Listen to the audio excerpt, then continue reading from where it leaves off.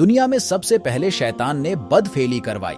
वो हजरत सैयदना लूत अलैहिस्सलाम की कौम में अमरद यानी बगैर दाढ़ी मूंछ का नौजवान लड़का, हसीन यानी खूबसूरत लड़के की शक्ल में आया और उन लोगों को अपनी तरफ माइल किया। यहां तक कि गंदा काम करवाने में कामयाब हो गया और इसका उनको ऐसा चस्का लगा कि इस बुरे काम के आदी हो गए। और नौबत यहां तक पहुंची कि औरतों को छोड़कर मर्दों से अपनी ख्वाहिश पूरी करने लगे। जब कौमे लूत की सरकशी और खसलते बदफेली काबिले हिदायत न रही तो अल्लाह ताला का अजाब आ गया। जैसा कि हजरत सैयदना जिब्रील अलैहिस्सलाम चंद फरिश्तों के साथ अमरद यानी बगैर दाढ़ी मूछ का नौजवान लड़का, हसीन यानी खूबसूरत लड़कों की सूरत में मेहमान बनकर हजरत सैयदना लूत अलैहिस्सलाम के पास पहुंचे।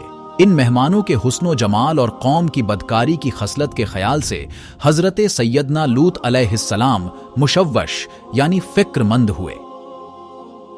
थोड़ी देर बाद कौम के बदफेलों ने हजरत सैयदना लूत अलैहिस्सलाम के मकाने आली शान का मुहासिरा कर लिया और इन मेहमानों के साथ बदफेली के बुरे इरादे से दीवार पर चढ़ने लगे। हजरत सैयदना लूत अलैहिस्सलाम ने निहायत दिल सोजी के साथ इन लोगों को समझाया, मगर वो अपने बद इरादे से बाज न आए।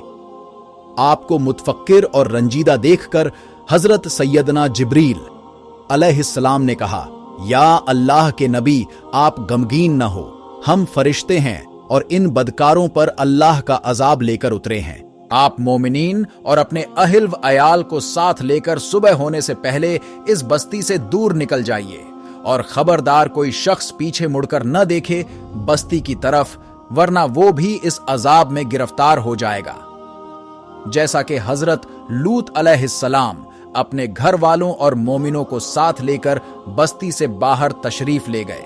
फिर हजरत जिब्रील अलैहिस्सलाम इस शहर की 5 बस्तियों को अपने परों पर उठाकर आसमान की तरफ बुलंद हुए और कुछ ऊपर जाकर उन बस्तियों को जमीन पर उलट दिया।